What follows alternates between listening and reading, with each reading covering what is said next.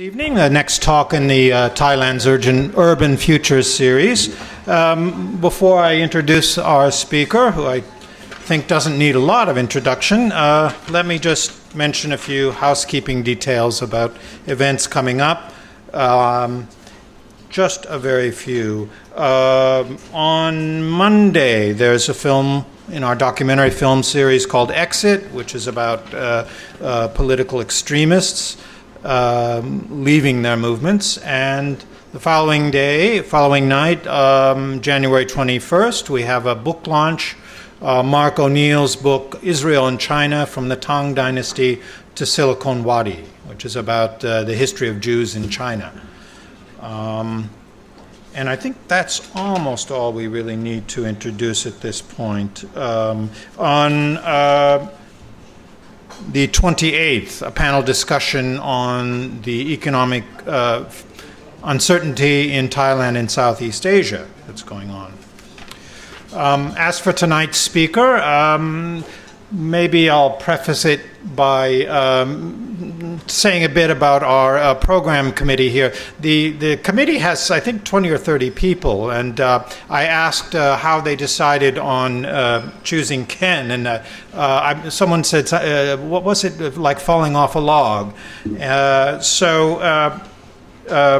And then once they chose him, there were sort of rival factions skirmishing to get him on their panel, and this was all taking place on encrypted channels. But anyway, now we have him, and he's here tonight with quite a few photos about the last 3 decades of change in Bangkok. He's well known to most or all of you here as the author of 22 or 33 works, 22 walks in Bangkok, which is published by Tuttle, and he has really a monopoly on that topic, walking tours in Bangkok.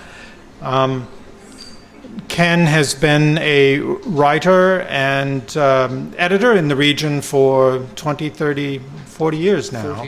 40 years, living not only in Bangkok but some other capitals in the region like Singapore, Hong Kong, yep. From London. Yes. And I think with that we'll turn it over to Ken. And thank you for agreeing to talk. Okay. Thank you. Bye-bye. Thank you.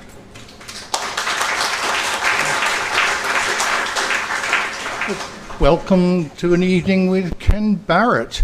I mean, an evening with Ken Barrett. And you've got anything better to do in Bangkok.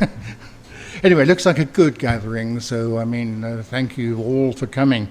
The last time I gave a presentation here a few years ago, it was again a full house, and Ron Gluckman emailed me the next morning to say that it had reminded him of a Rolling Stones concert.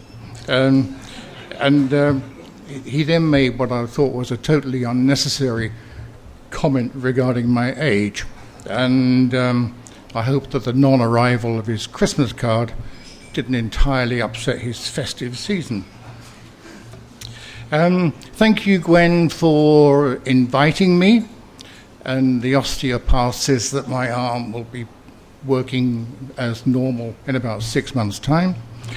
And thank you, Brian, for all of the arrangements. And if I took a little while to get back to you with my synopsis, it wasn't actually scholarly deliberation.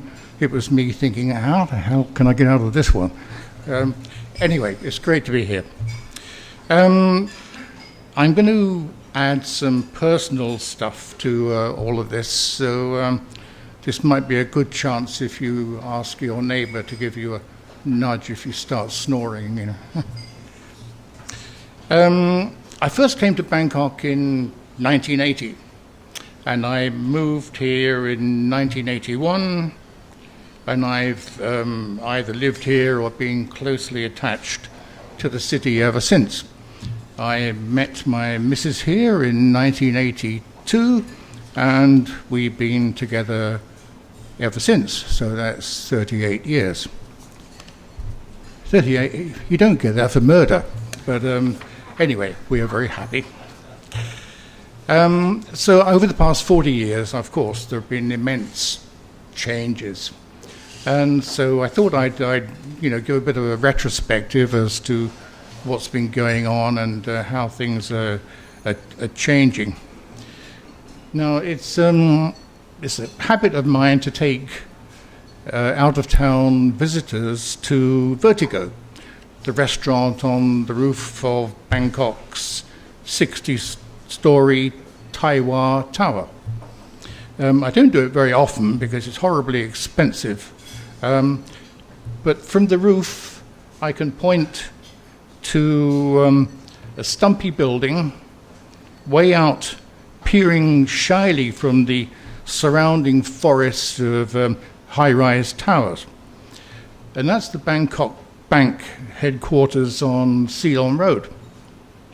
And I say to them that when I first came here was the tallest building in the city, blah, blah, blah, blah.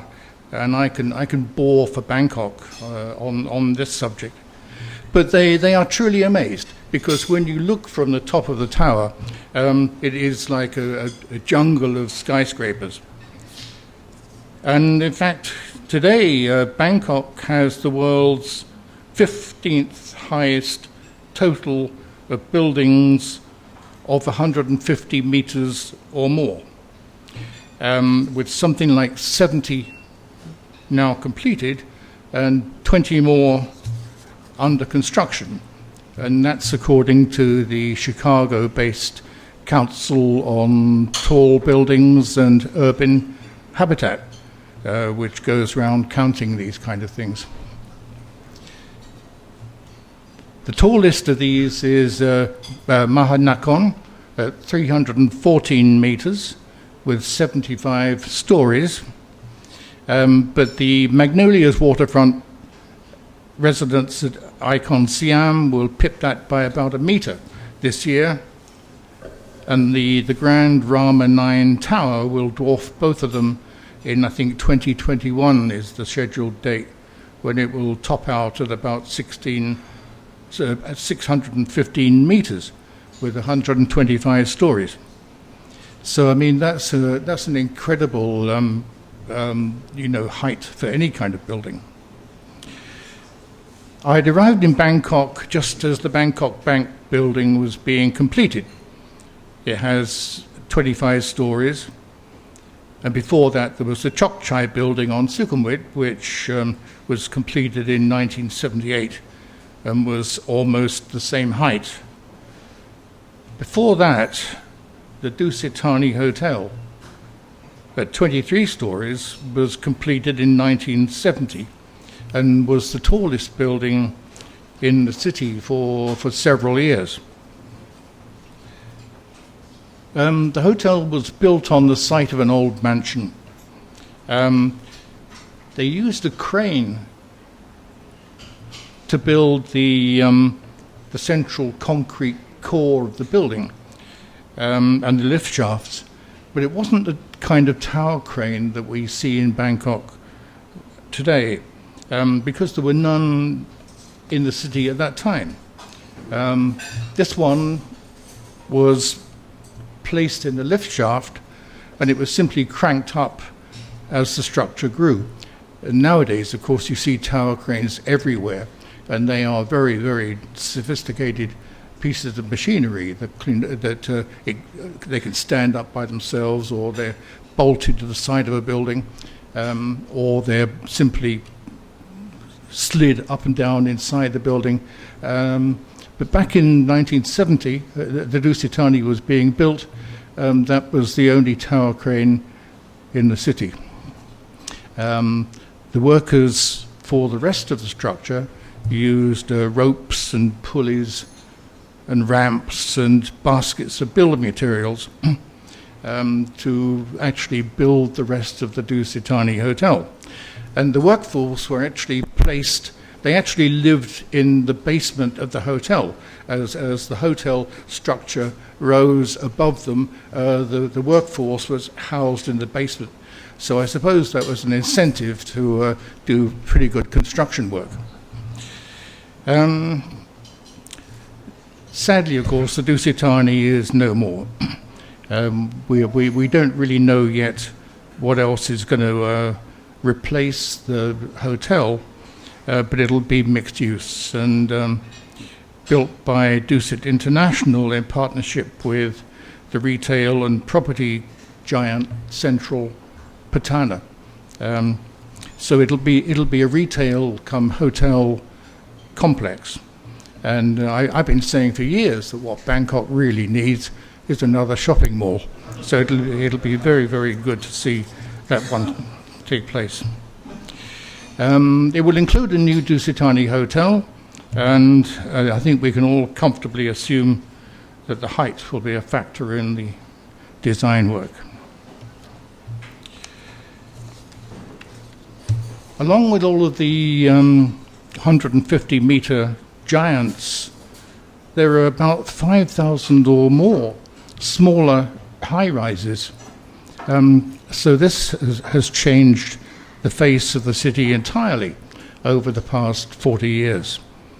The entire area around Lumpini Park is changing beyond recognition. When I first came here, it was a very quiet, Langsuan was a very quiet little road. But now, of course, it's lined with tower blocks. The most recent of them to open has been Sindhorn Village. And I went onto the site when it was being built in the early stages. And I took this photograph from an adjacent tower block. And as you can see, the area that they have is enormous. So the Sindhorn Village is taking up this incredible, great expanse of land that had previously been only shop houses and residences. So, you know, there are enormous great tracts of the city that are being redeveloped right in the very center, which is quite unusual for any kind of a capital city. On the other side of Lumpini Park, what had been the Armed Forces Preparatory School is now being developed as One Bangkok. And this is another enormous area of land, because there are 51 acres of land there that are being developed. I can remember the old school. It was founded there in 1958, and it was largely a parade ground and a playing field where the cadets drilled and worked out, and they lived in a warren of barracks behind the buildings. And then in 2000, the school moved out to Nakhon Nayok, and the Suan Lum night market moved in. And the night market closed in 2011 and was bulldozed. But that area of land is also quite historic, because up until very recently there was a high radio mast and a small building. And that was the radio station that gave Wireless Road its name. It was set up in 1932. And it was next door to the old Paknam railway station. It was known as Radio Bangkok, had the call sign 7PJ, and a 2.5 kilowatt transmitter. So we've lost that rather interesting landmark over the past few years. We also lost another Wireless Road landmark with the closure of the old British Embassy. Admittedly, the long blank wall along the corner of Pluenchit and Wireless Roads was a big glum. But the embassy was the first building to stand on the plot of marshland that Nylert had bought adjacent to the San Seb Canal back in the 1920s. The embassy occupied 11 acres of land. So again, this has freed up a lot of prime space in the city centre. It's a lovely old building. It was a lovely old building, so it's very sad to see it go. But so remote was Nailert's plot of land that he had to put boundary markers around to make sure that nobody else encroached upon his new purchase. And he designed these boundary markers in the form of ordnance. And there were 6 of them, but there's only one left now, which is that rather familiar structure on the corner of Ploencheat and Wireless. And it was designed to resemble an upturned cannon. Back in, I can remember when I was first here, there was some speculation as to what that was actually for. And the Bangkok Post used to run regular articles. They called it the thing, and they were saying, "What is it? A public toilet? Is it part of us? Is it an old pillbox, or is it part of the drains?" But it's purely an old cannon, and rather sad to see it looking a bit forlorn these days. Now, with all of the new construction works have brought a bit of a problem, because Bangkok is sinking under the weight of all of the concrete. The area, the eastern half of Bangkok, was known in earlier times as the Sea of Mud, because it's pure delta country, and it formed a very important part of the city defences when Bangkok was founded in the late 18th century. It was purely a huge region of mudflats and creeks and swampland. So the city couldn't be attacked from the east, and it couldn't be attacked from the river because of all the forts that were built. And with the Chao Phraya on the western side, it was protected from the Burmese. So the situation of the city was pretty secure. But the land, or rather the land upon which this Bangkok now stands, is only about 1.5 meters above sea level. And it's basically a layer of soft clay that is very highly compressible. So ever since the city started its eastward sprawl after World War II, the residences and commercial buildings have been taking their water supplies from an aquifer beneath the city. And when you take water out of the clay dries out, and the downward pressure of the concrete increases the subsidence. And compounding the problem, of course, has been the filling in of the canals and the creeks without providing adequate drainage. So together with the subsidence, this has led to very severe rainy season floods. Back in 2011, more than 800 people died in the flooding, so it was really extremely serious. This little boat was placed in the lobby of my apartment complex by the management, presumably hoping that we wouldn't all try and climb on board at the same time. The apartment block is next to the river. We would watch the water level come up and up and up, and it stopped just below the river wall. But we were prepared with our dinghy. The latest estimate suggests that part of Bangkok are sinking by as much as 2 centimeters a year. And a recent study by Thailand's National Reform Council has warned that unless urgent action is taken, much of the city could be underwater within a generation. Now, with the proliferation of new buildings has come another infrastructure problem. When I first moved to Bangkok, the normal practice for the telephone company was to string telephone wires and electrical cables from the reinforced concrete poles that have been installed by the Metropolitan Electricity Authority. That wasn't too bad because there weren't too many telephones.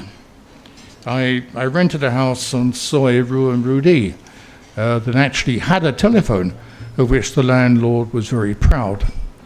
But as he pointed out, he had spent his career working for the post office, so he knew which number to call. And so we very proudly had a telephone in the house. But this was before the days of the high-rise buildings, of course. Back in that time, you could count the number of five-star hotels on the fingers of two hands. And there were no condominiums. I recall the novelty of the first condominium, which was built in the mid-80s on the corner of Ruinrudi and Wireless Road. And there were no shopping malls and very few modern housing estates. So this practice of stringing cables from the poles has continued throughout the immense amount of construction that has followed. And the result is an ugly tangle of sky spaghetti that defaces the heritage structures and the new buildings, and does very little to enhance Thailand's image of an online economy. There is serious concern now that the poles are becoming overloaded with the possibility of collapse. Always, too, there is the danger of a pole being rammed by a vehicle and the entire nightmare tangle being brought down. So, I mean, we ask ourselves, is the overhead cabling dangerous? And how about the trailing wires that we see, especially after a rainstorm? And the answer is that the bunches of the thin cables are a mix of coax for cable TV, telephone cables, and fiber optic cables for the internet. The coax and fiber cables carry no serious voltage, and the telephone cables are triple insulated, and they in fact themselves carry no real voltage. So the wires that we see hanging down from the trees from time to time, not really likely to cause anything else other than snagged clothing. The MEA's own cables are the heavy, thickly insulated ones on top of the pole, but these are also very well insulated. The telecom service providers always found it easier and cheaper to string a line along the MEA poles, running up alongside the lines that are already there, and often not even bothering to remove the old lines when the service is upgraded. So many of the cables are actually dead. Back in 2016, feelings were hurt when Microsoft's Bill Gates posted a comment and a photograph on his Facebook page, which has 19 million followers, criticizing the potential dangers of Bangkok's overhead tangle. And the Thai cabinet soon after agreed to a sweeping project for the capital and major provincial cities. And under this program, there are something like 2,400 kilometers of Bangkok road that will be cleared with a network of ducting and pipelines laid beneath the streets. And the lighter cables will be placed in a 40 centimeter wide trench, something like 80 centimeters below the footpath, while the mains cables will be put into pipelines about 4 meters below the road's surface. Bangkok's soft alluvial soil foundation, its high water table, and the heavy rains quickly lead to soil erosion, of course, and the possibility of underground cables breaking or being flooded.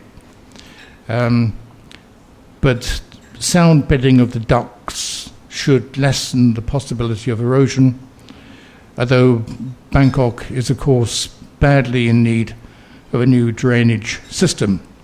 So Bill Gates has not yet given his opinion on the state of the city's creaking, leaking drains, but let's hope he puts something on his Facebook page about the drainage system, because he appears to be very effective.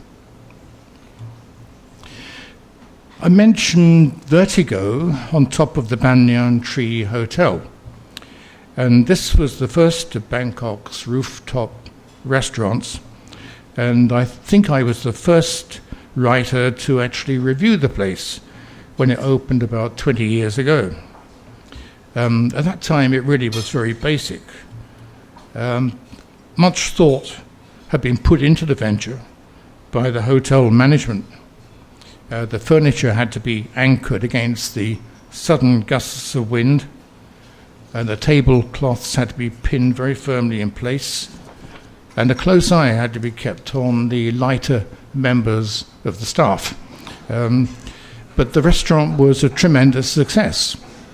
And of course, in Bangkok, a great idea is not alone for very long.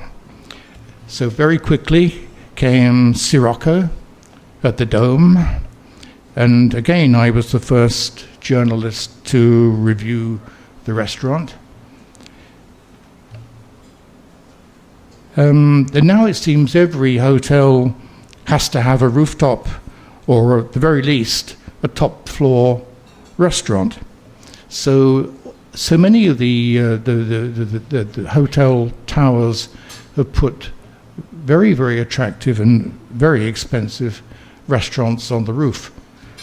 We have Spectrum at the Hyatt Regency, Yao Bar on the Bangkok Marriott on Suriwong. There's the Crew Champagne Bar at Centara, Central World. Octave at the Marriott Hotel in Sukhumvit. Park Society on the Sofitel. And many more. And they all do good business, even though in many cases the prices are as high as the restaurant. We've gained a few bridges across the Chao Phraya in the past 40 odd years. Rama 3 Road, which had been a riverside road with steel yards and chemical factories and other industrial plants along its length, had been slated as a secondary central business district and a gateway to Samut Prakan. And back in the mid-1980s, the Rama 9 bridge was built. I went to report on the construction works and take some photographs. And this led to one of the most frightening experiences I've had in my entire life. I was being shown around the site by the project manager, and I'd taken my pictures, but there were two immense cement silos, probably about 100 foot high, and they had flat roofs. And I thought that a photo from the top of one of these would be perfect. The silos stood exactly where the Gasicon Bank now stands. There was a steel ladder fixed to the side of the silos, and I asked the project manager if I could climb up to the top. And he said, sure. And he led the way, and he climbed up the ladder. I had no fear in those days. I wasn't afraid of anything. It's a condition known by the medical profession as stupidity. So I heaved my camera bag over my shoulder, and up the ladder I went. And then halfway up, I realized that my arms no longer had any strength. They'd gone completely numb. Rather than pushing myself upwards with my feet, I'd been pulling myself up with my arms, and I wasn't used to the exercise. So I clung on halfway up the silo to the ladder in abject terror, unable to move either way. And I was aware of the head of the project manager poking anxiously over the top of the silo. And I just hung there thinking, why do I do this? Why do I, and gradually, of course, just hanging on, the feeling came back into my arms.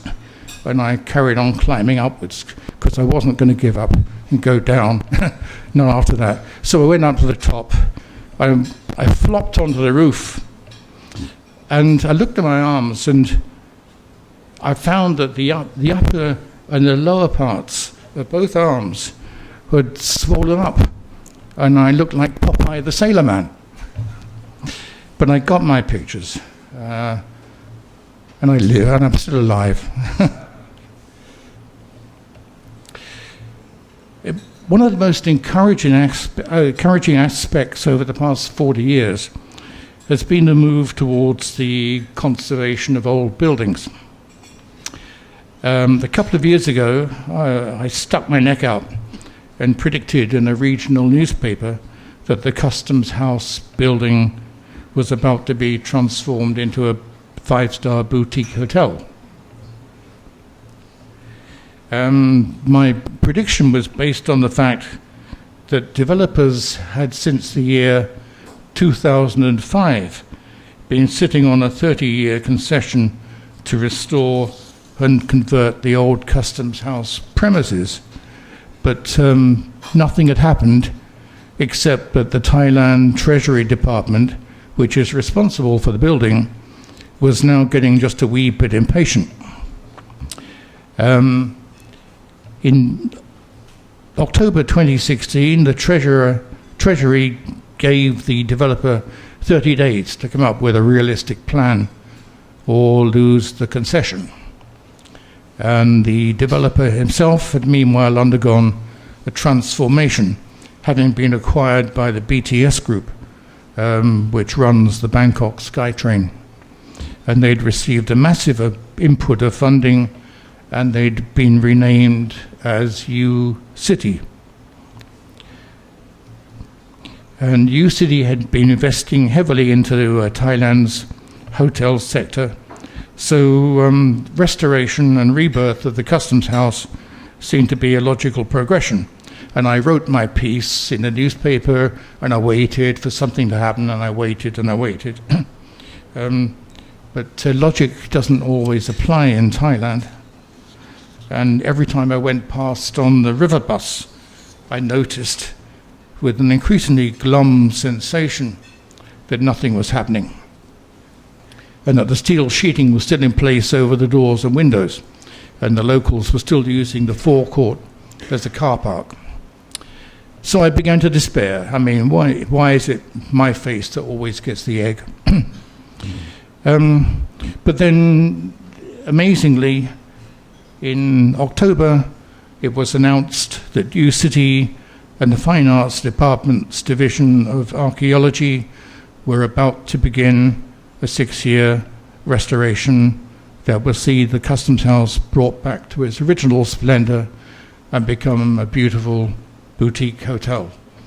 So it's nice to be proved right, even though it might take a few years.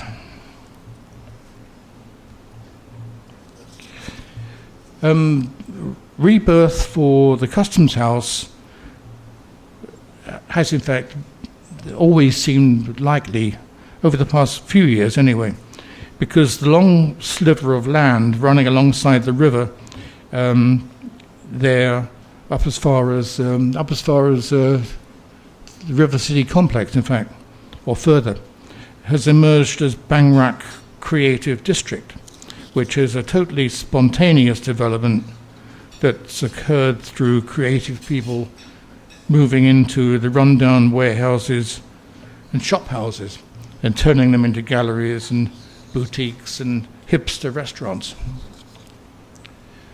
So even the staid old General Post Office, which is a couple of minutes walk away from the Customs House, has now been restored and partially given over to the Thailand Creative and Design Centre.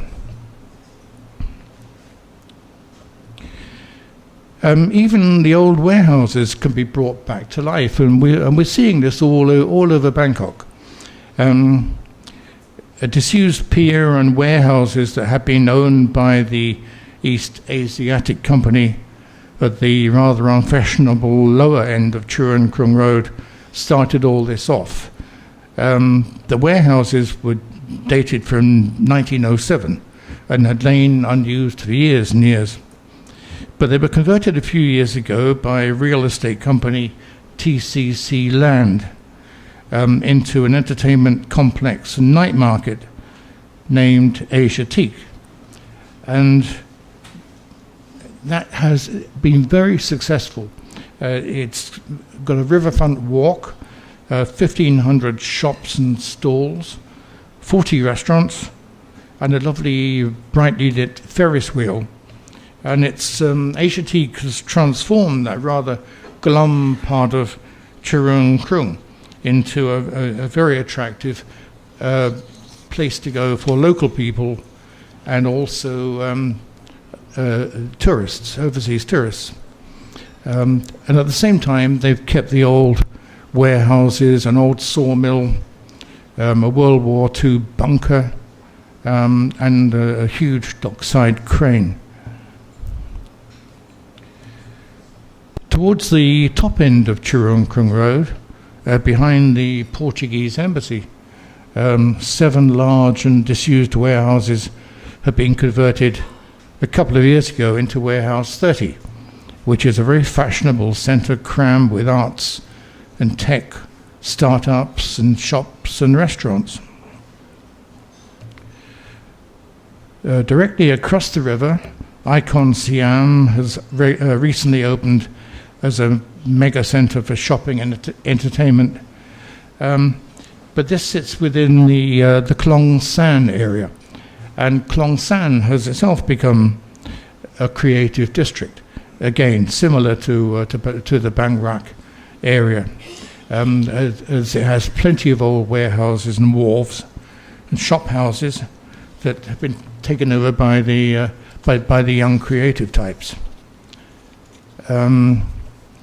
This one is the Jam Factory, which is an old factory building that's been converted into a bookshop, cafe, and spaces for workshops.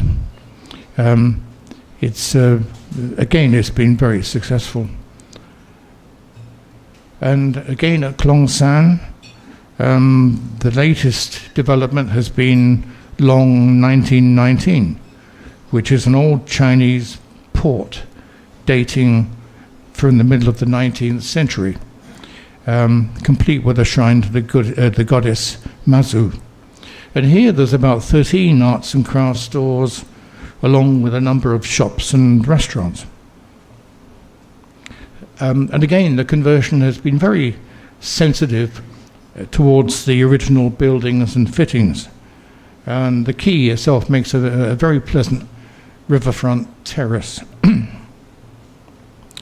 The entire Tonbury Riverside has been changing profoundly. 40 years ago, it was Nowheresville.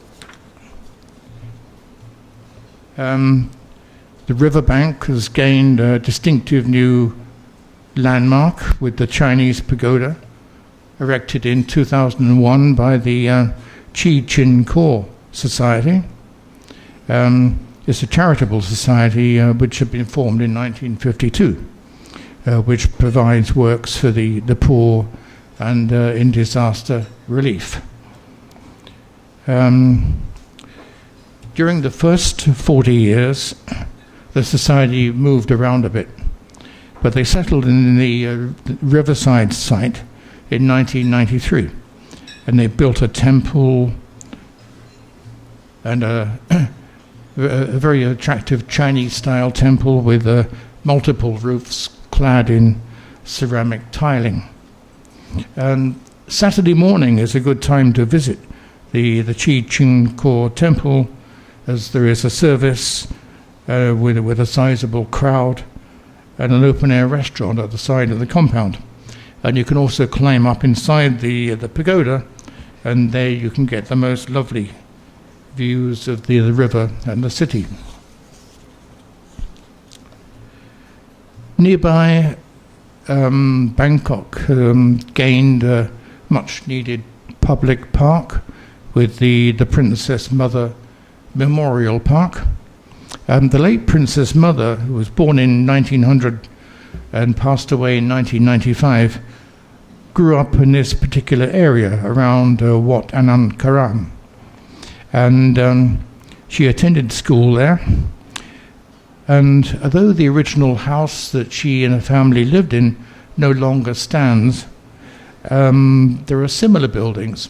So that whole area has been turned into parkland, incorporating parts of old houses, fragments of wall, and crumbling archways, and it makes a very, very attractive place.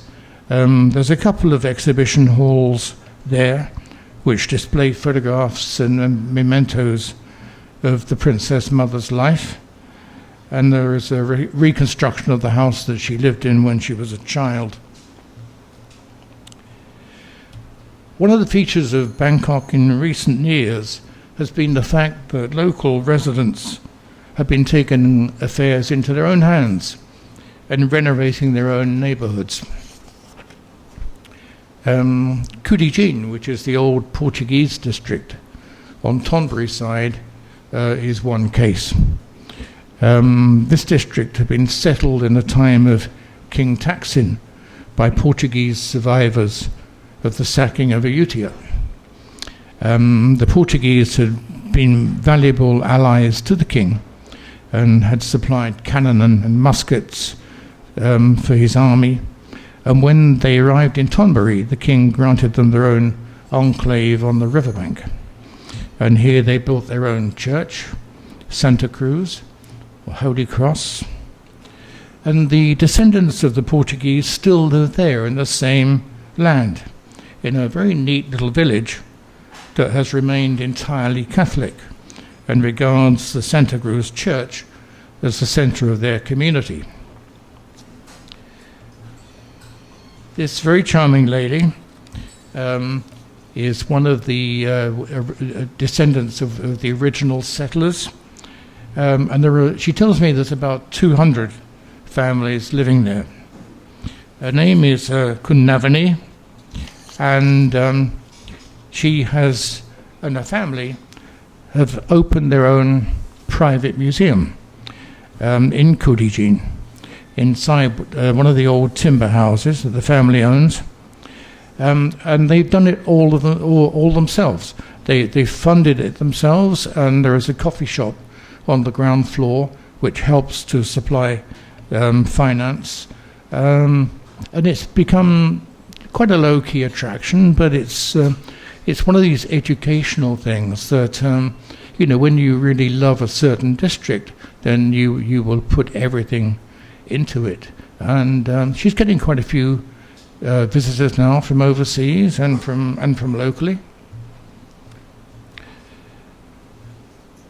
So it's tucked away in the lanes, a little bit difficult to find, but certainly a very, very nice morning or afternoon visit. That lovely old house, Windsor House, is still awaiting restoration, as it was 40 years ago. It's believed to date from the 1850s, and it was built by a very wealthy British merchant named Louis Windsor. It's constructed from golden teak in the gingerbread style, which is known as Ruin Manila. And the house is blackened with age now, and it still is a picture of a decrepitude, but it's obviously well constructed because it hasn't fallen down. Around Kudijin too, near the museum, you can still buy the old Portuguese sponge cake. When the Portuguese settlers came to Ayutthaya, they tried to recreate their own native cakes and desserts without the use of yeast and other ingredients. So they used duck eggs and wheat flour and brown sugar. And you can still buy in a couple of small cafes in Kudijin this original Portuguese cake, which is called Konom Kudijin. Another of the, well, in fact, the first of the community action projects in which the residents took affairs into their own hands was, I believe, in this area that lies between the old inner city moat and Tanau Road. The area is known as Sam Prang, which means 3 road junctions. But the area could just as easily have been called 3 Princes, for here 3 sons of Rama IV had built their palaces. Gradually the area had declined and the buildings deteriorated badly, and eventually it became very much a rundown district, became a red light district, and it was slotted for demolition, and it was all very sad. But in the late 1980s, the community came together with the aim of restoring their neighborhood. And with support from the Fine Arts Department and the BMA and Nippon Paint, who provided materials, the residents put in their own time and skills, and they gradually renovated the old shop houses, painting the walls a uniform cream, and the shutters and timberwork a dark green. And it's become, again, a very popular area with cafes and little workshops, and it's nice to go there and sit down and have tea or coffee or whatever.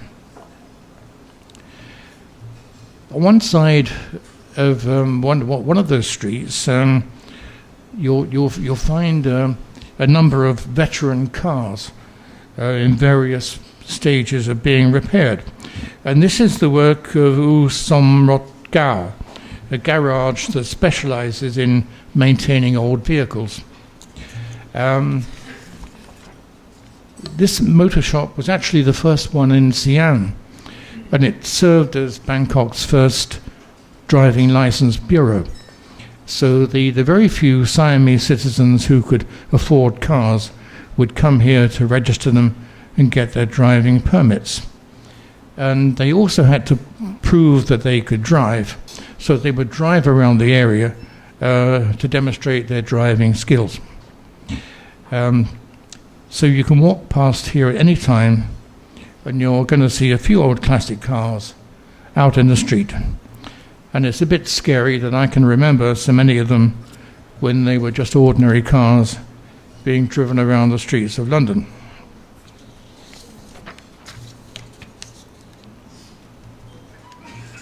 Now, way back in 1980, we'd never heard of Poshtels or flashpackers. Poshtels are upmarket hostels, and flashpackers are a superior breed of backpacker. And both of them have become a significant part of the Thailand travel sector. And again, this has been the opportunity to put many old and defunct buildings to a new use. The Prince Theatre was once the life and soul of Barrett, down by the river. It's tucked away in a little alley off Turun Krung, and it had opened as a Chinese opera house in 1912. It became a bit too much fun, and it was closed by officialdom a few years later, but reopened in 1917 as a cinema screening silent films, which it was one of Asia's very, very first cinemas. And when the talkies came in, the prints rolled with the times, screening Hollywood classics, but the onslaught of the malls and the multiplexes gradually took its toll, and the lovely old theatre declined into showing blue films before finally giving up and locking its doors. But because of the flashpackers and the trend towards the Poshtels, the Prince Theatre has recently reopened, flickered back into life, in fact. And it's now called the Prince Theatre Heritage Stay Bangkok. And it has accommodation that runs from suites and duplex lofts down to dormitory rooms. In keeping with the hotel's heritage, there's a cinema-style lobby, an ancient projection equipment, and even salsa dancing. Over towards Rattanakosin Island, there's a Postel called In a Day, and this is housed in a former sugar warehouse, and it's directly opposite the Temple of the Dawn. So you can, at dawn, you can wake up and see the Temple of the Dawn peering in your window. The Postel only has 11 rooms, and the smallest one is only 20 square meters. But this particular area is so close to the Royal Palace, and it's so convenient that, again, it's nice accommodation, and it's a lovely conversion job, and it's become very, very successful. It's not alone, because set in the same lane, almost next door, is another Postel called Sala Rattanakosin, which has been formed from a warehouse and two late 19th century shop houses. There's only 16 rooms, but there's a very nice rooftop bar, and again, you can see the Temple of the Dawn.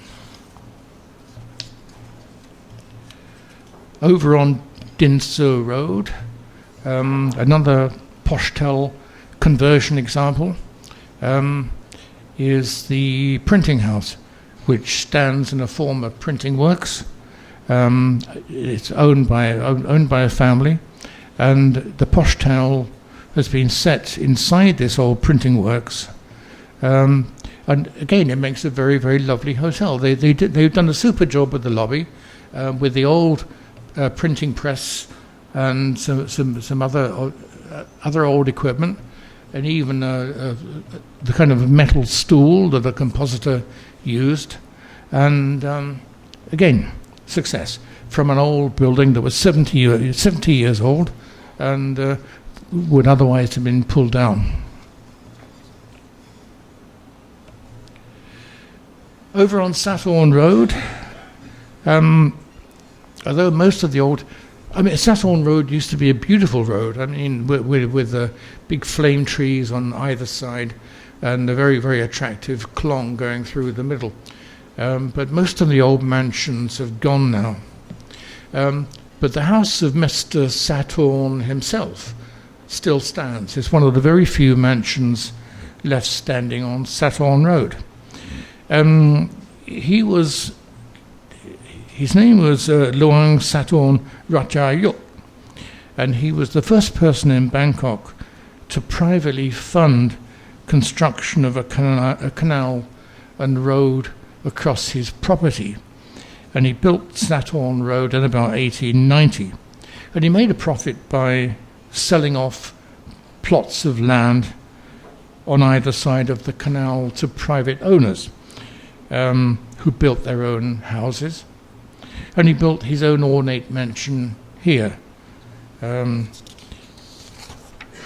He didn't live very long to enjoy his success, actually, because he died of influenza in 1895, when he was only 38. The mansion became the Hotel Royal in 1927, and then from 1948 to 1999 housed the embassy of the USSR and later Russia. And it's now part of the W Hotel, and it's got a very, very nice restaurant and bar. So though Saturn Road is itself not terribly glamorous these days, at least there is this one old mansion still standing, and it's a classic old house, and it's a lovely old place.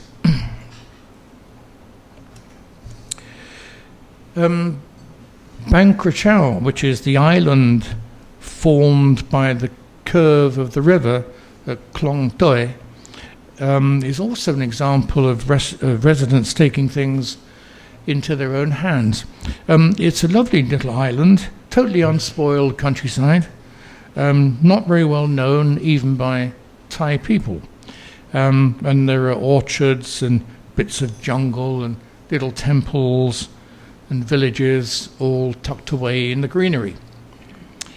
And there's also a canal running through the centre. And the local residents have had the idea a few years ago of setting up a weekend market. They call it a floating market, but it's not really floating. It's set on a concrete bank, but it's still a very, very nice market. And they hire out bicycles, and they built concrete cycle paths, and the market itself has become very, very lively. It's still not very well known to foreign visitors, but for the local Thais, it's certainly a good place to go shopping and to go get some good food and to even take yourself for a little paddle along the Klong, which is actually a nice clean canal. It's not like so many of the other Bangkok canals that are full of junk. You can go boating on the water in perfect comfort.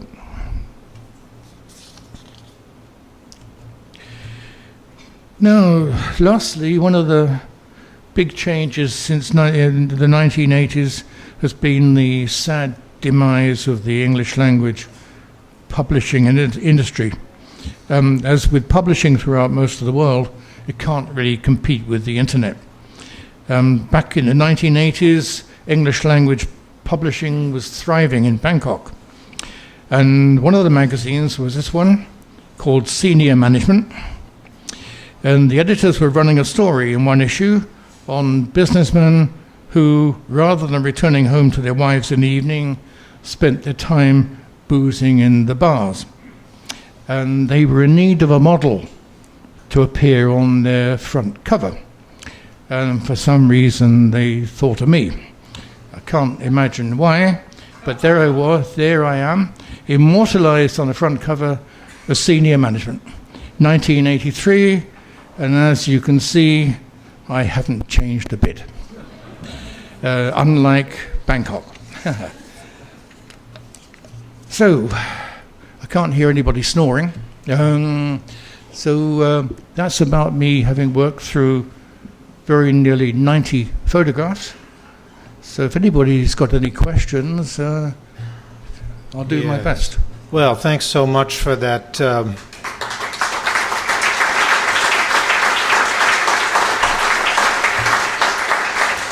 Thank you. That marvelous panorama of images of the city and panoramic description of places that I think most of us experience one at a time or discreetly in the city, but here we got to see all pulled together.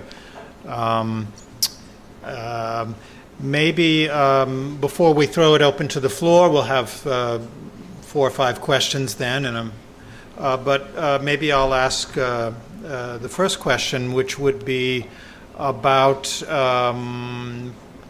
what you see happening in the coming years. We're really at a sort of on the cusp of change, perhaps, with the great expansion of the mass transit lines coming online in the next 3, 5, 10 years. There are new financing vehicles like real estate investment trusts that are bringing lots of money into real estate development. There's growing foreign interest in investment and development here. How do you think that will change the city as we know it in the coming 10 years? I think the spread of the mass transit systems really is making a huge difference, because you've got the SkyTrain and you've got the MRT, and every time these have been extended, we found that the area around the stations has suddenly been sprouting new developments. So beforehand, areas that would have been way out and not really desirable places to live if you had to have access to the center of the city, are now becoming very popular places to live, because you can jump on the SkyTrain, you can go on the MRT, and you can be anywhere, within half an hour. So I think that's we're going to be seeing a tremendous spread further out, further eastwards, certainly. And I think probably if we are around long enough, we might see Bangkok and Pattaya finally joining in the middle somewhere. Thonburi side too. I mean, Thonburi, as I said earlier, it's always been a kind of nowheresville. But now, of course, the mass transit has made Thonburi very accessible, and this will continue. And again, it's more affordable than this side of the city. And again, so I think we're going to see Thonburi becoming a very desirable place in which to live. But meanwhile, we're going to be seeing more and more high-rise buildings. I've no doubt that we will see some kind of a financial crash within the next few years, as developers suddenly realize that they've got an awful lot of hotel rooms and an awful lot of condominiums. But nothing ever really stops them. Thailand, Bangkok just keeps rolling on. I can remember the 1997 crash when everybody lost everything. It was a nightmare. But it came back. It started to come back, and gradually, it took about 5 years, I think, before Bangkok was up on its feet again. But now, of course, it's all forgotten. So I think it'll probably happen again, but I don't know when. Very good. So we'll throw it open to the floor. Please identify yourself when you pose questions, and pose them as questions. Hi, my name is Richard Barre. Thank you for coming this evening. You talked about a lot of changes, but do you have a favorite place that hasn't changed in the last 40 years? I like to wander along the Kudijin area. I mean, that, it hasn't changed that much beyond the improvements that I mentioned earlier. But you can still find these lovely little corners and these lovely little wats that really don't get that many visitors. So I like to go along with my camera, and I like to go out early in the morning, and I like to explore Kudijin, and I walk along the concrete walkway that has recently been built along the river past Kudijin, and then I cross and I go through into the back lanes, and I like to explore those areas. And a little bit further up, near to Siriraj Hospital, I like going up there. I like to wander around the old Paklong Talat area. And in fact, Paklong Talat is where that new, I can't think what it's called now, but it's a very long shopping mall that's been built above the old Paklong Talat flower market. And it's got restaurants on the upper deck, and a lovely view of the river and the Temple of the Dawn.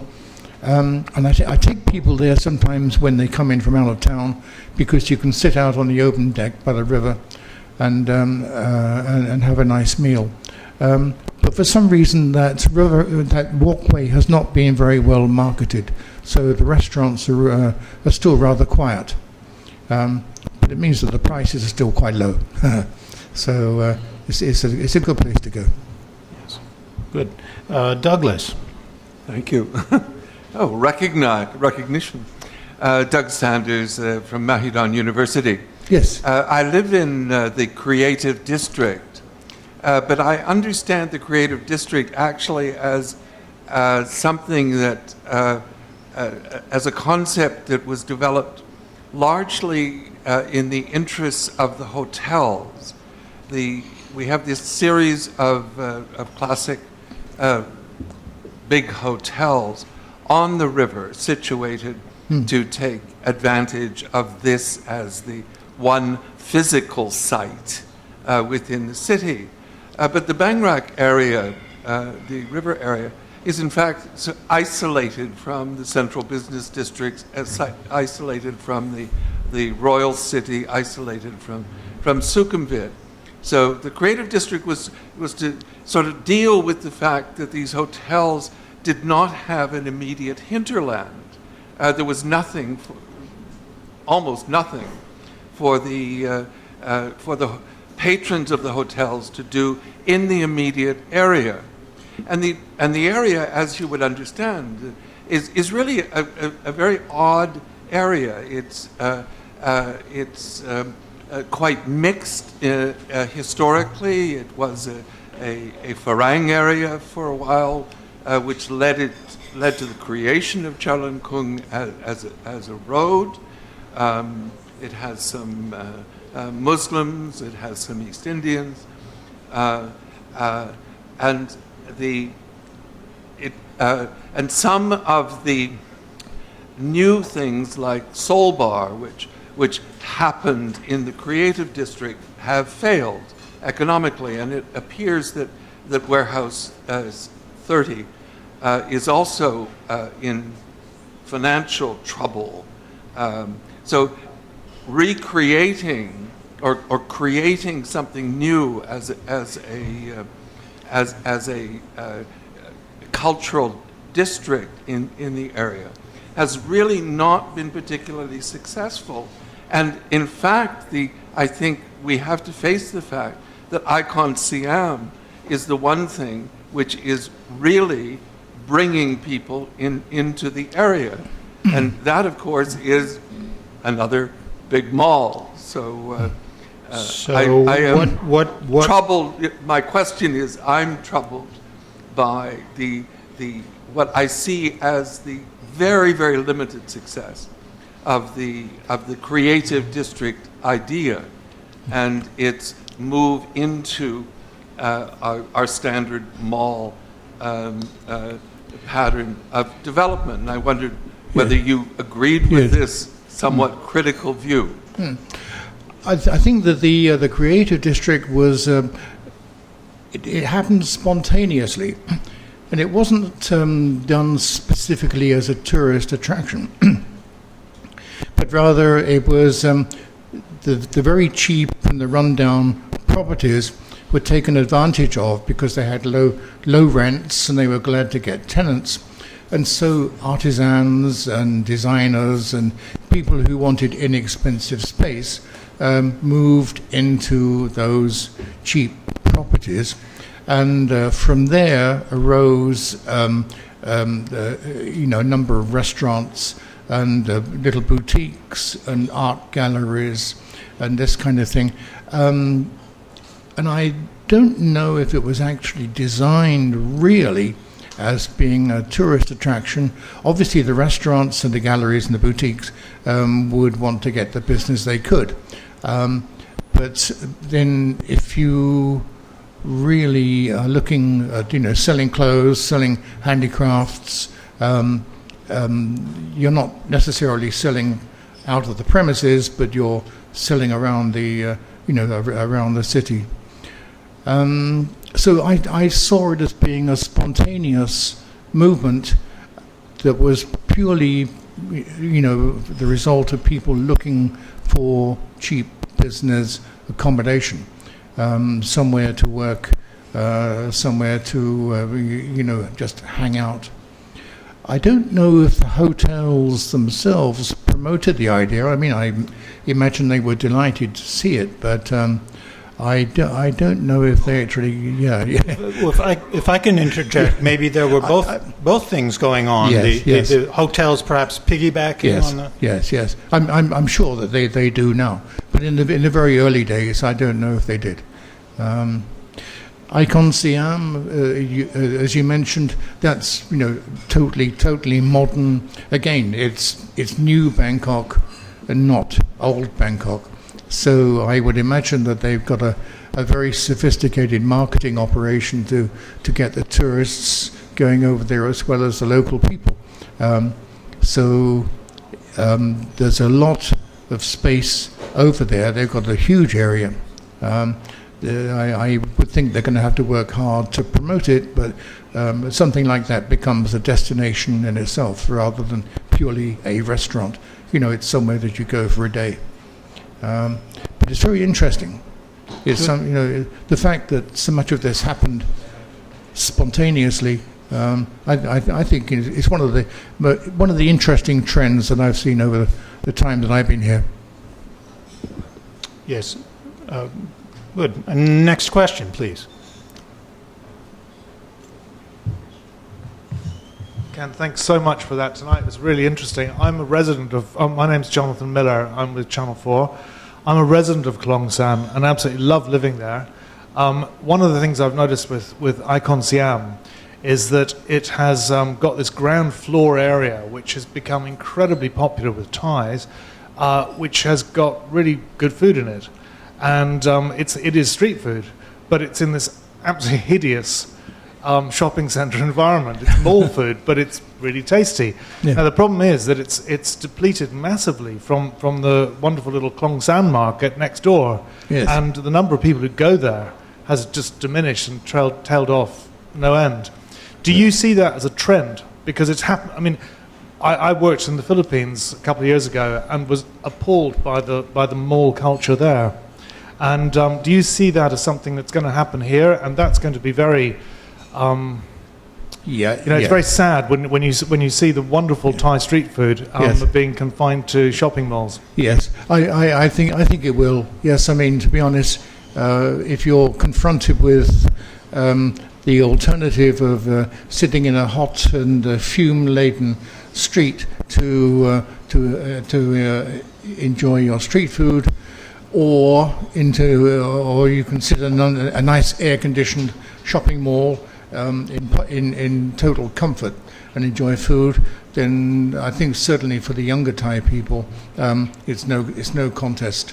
And we see so many shopping malls, and you go into the malls and you go into the food courts and you go into the restaurants and you go in, you look into the shops, and they're all busy. I mean, it's incredible. And of course, the Chinese, the mainland Chinese, love to go into places like this. So there's a big market in getting Chinese shoppers into these shopping malls. But yes, it is a trend.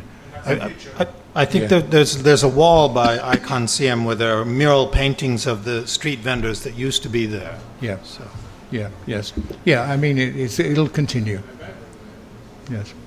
So, other questions?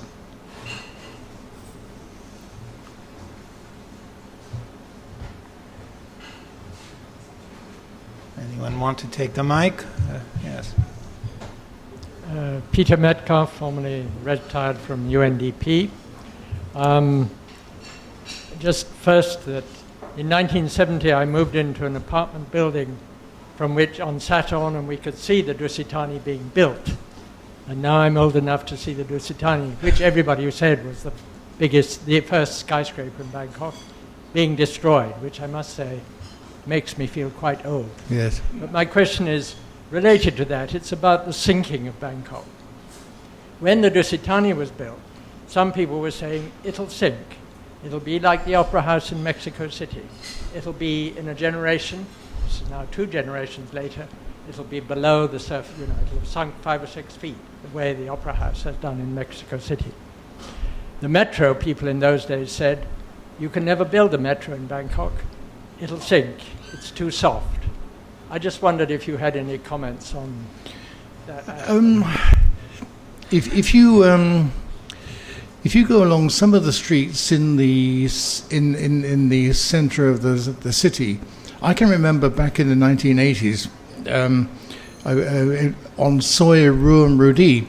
I can remember that the road had been having serious problems with flooding, and that rather than put in bigger drains, the city authorities raised the level of the road.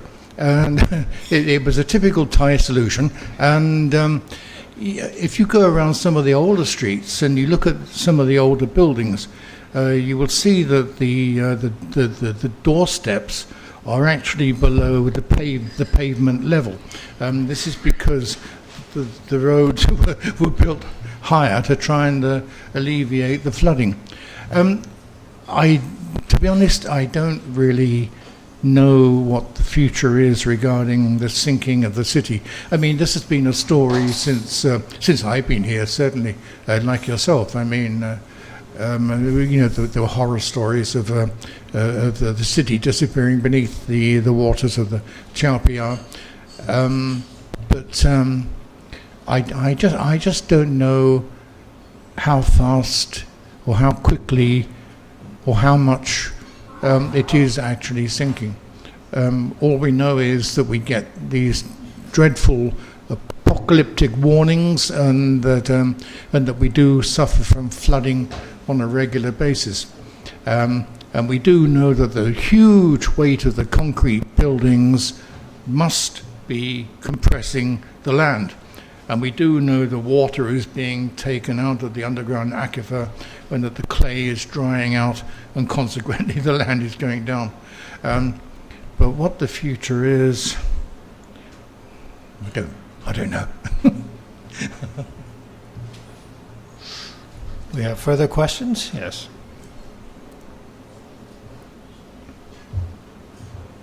Not really a question, just a comment. My name is Jim Gallagher, a frequent visitor to Thailand. Till 4 years ago, I moved from Los Angeles to Bangkok. And if you don't have his book, you're crazy. I mean, I've never read anything like it. Totally learned so much about it. I've bored so many people with my stories of Nylert and taken them all over on your walk. So get his book. That's very, very kind of you. Yes. I think we omitted to mention that there's another book coming, which will be walking tours in Burma, right? In yes, that's Yangon right. and yes, Mandalay. 25 walks in Burma. I took on the job, and I told the publisher it would be quite an easy job for me to do. And, well, all I can say is it's cured me of lying to publishers. Nearly. It's been quite difficult. But again, I mean, Burma is a country where you've got this tremendous history, you've got the old neighborhoods around all of the cities, and it's actually better documented than Bangkok because of the British influence. So reading up and walking around the various Burmese cities, it's been easier to research, but it's an enormous geographial area to cover. So I should be really glad when the book is finally published. It's under production, but I must get it out of my head. It's driven me mental. Good. Yes. Robin Shell, member of the club. I think in the early 1980s, when I was here for a short spell, Bangkok was going to sink within 1 generation, and somehow it didn't. And I'm just wondering whether there's things that might be done. You mentioned that it might sink within another generation. What do you think can be done to stop that? It comes down to drainage, really. I'm not an engineer. I don't understand these things, but